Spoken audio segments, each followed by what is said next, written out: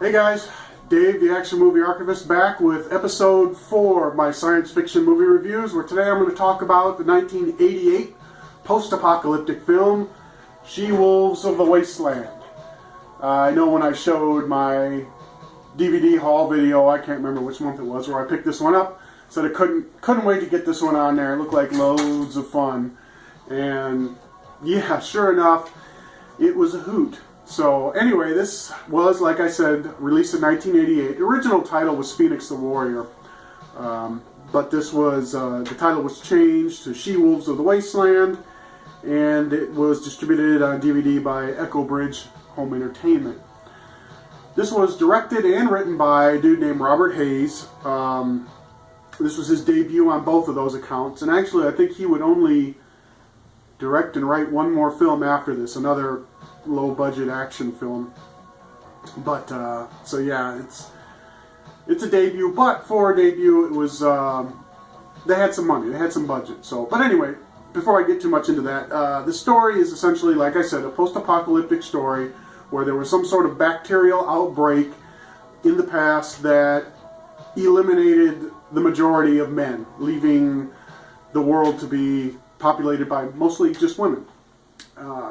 There's this area that I'm not exactly sure geographically where it is, called the Wasteland, that this basically boss called the Reverend Mother has control over, and she's took over the procreation process, the breeding process, and eventually discovered a means of eliminating any male children, so that she would basically, the only children being born were girls. She figured out a way that she didn't need males even in the equation anymore, so she got rid of the rest of them. So that's the world that we're talking about here. And in this world is a warrior named Phoenix. She's actually called a sand trapper. Not sure what that is, but it never was explained. They just all called her a sand trapper. And that was played by Kathleen Kinmont. And she's out there in the wasteland doing her thing, and eventually comes across an escapee from the breeding project called Keela, played by Canadian actress Peggy McIntaggart, but at the time was Peggy Sands, so I'm going to just refer to her as Peggy Sands because that's easier to say, who happens to be pregnant with a male child, even though she's not showing whatsoever. Somehow she knows it's a male child. Recognizing that this is a big deal, Phoenix takes up her cause and helps her escape from the clutches of the Reverend Mother and the Reverend Mother's sadistic lieutenant, Cobalt, played by Indian actress Persis, Khambatta, who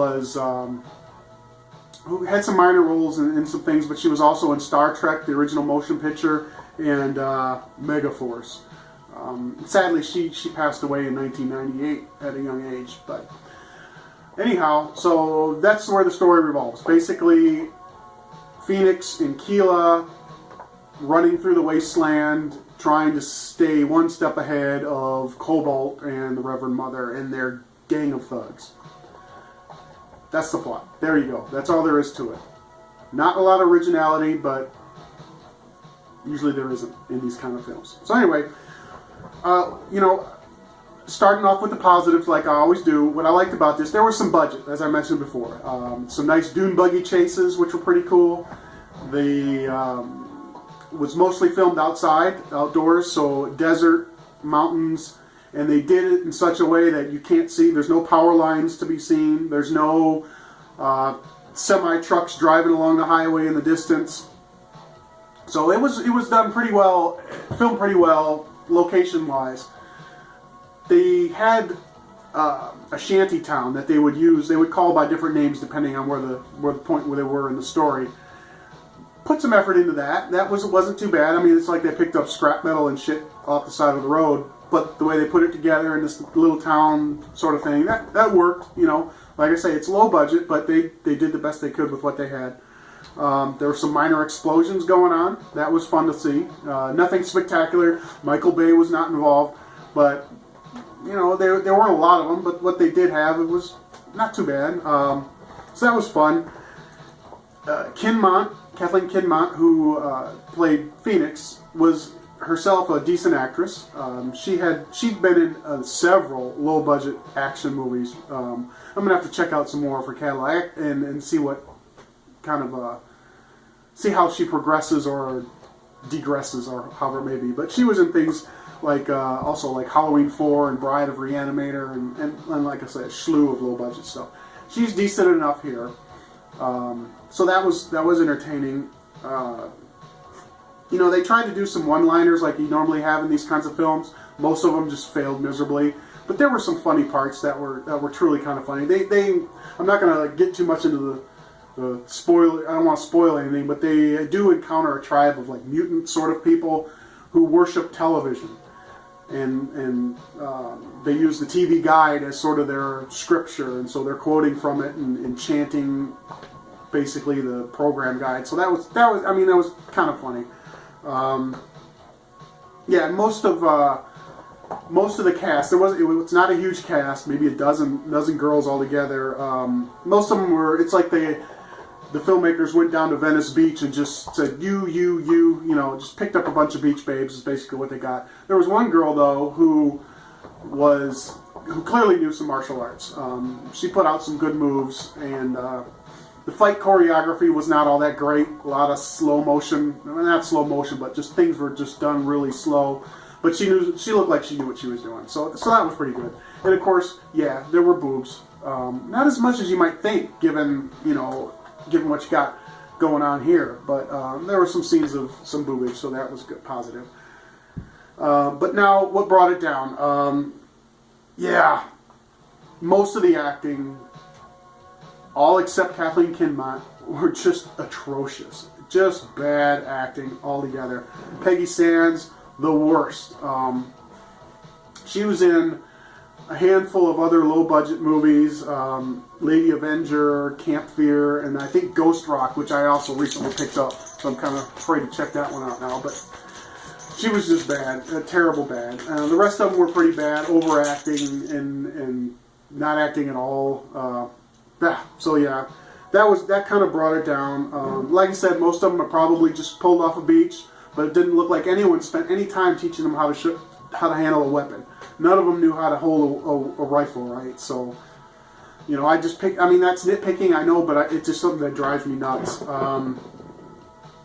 There was one interior set that was used where the Reverend Mother's base was. Well, I take it there were two, but the primary set was the Reverend Mother's little lair, and it was shit. I mean, it was just, you know, plastic tarps up on the walls so you can't see the rest of the room, and it was really sparsely furnished, and it was just kind of, yeah, bad. Now into the stuff that, you know, that was all nitpicky stuff, except for the acting, but not for the things that really bother me. There's some continuity issues. There's obviously a change in time. When we first meet Keela, she's pregnant but not showing. And literally, at the end of the action sequence, a couple scenes later, she's giving birth. And then, literally the next scene, it's 5 years later. So there's obviously a progression of time, but nobody ages. Nobody. All the cast members, all the thugs are still the same. They look the same. Great 80s hair, by the way. That stayed the same, so I appreciate that, because that's just, 80s hair is just one of my things. Sorry. But, so yeah, anyway, nobody aged, nobody changed whatsoever, even though obviously there's time change going on. So that was a bit of a drag. But the biggest thing that really brought this movie down was the script. The dialogue was terrible. It was just ludicrous. Some of it just wasn't realistic. It's like they wouldn't be saying these things, and if they did, man, what the hell's wrong with them? So yeah, script was bad, dialogue was bad.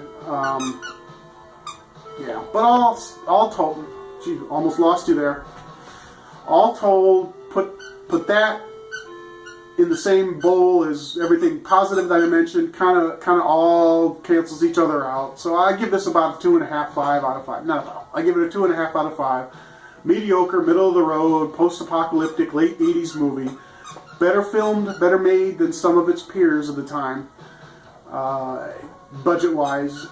And, you know, it wasn't terrible.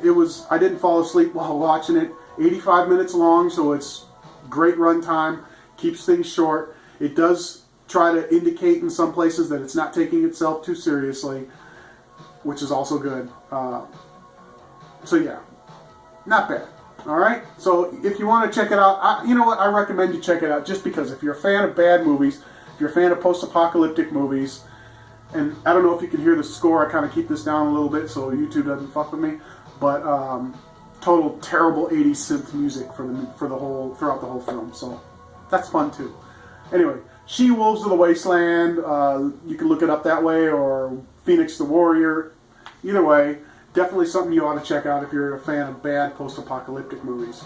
Alright guys, thanks for hanging out again, and I hope you're all doing well. Look forward to some comments, and I will see you again next time. Take it easy.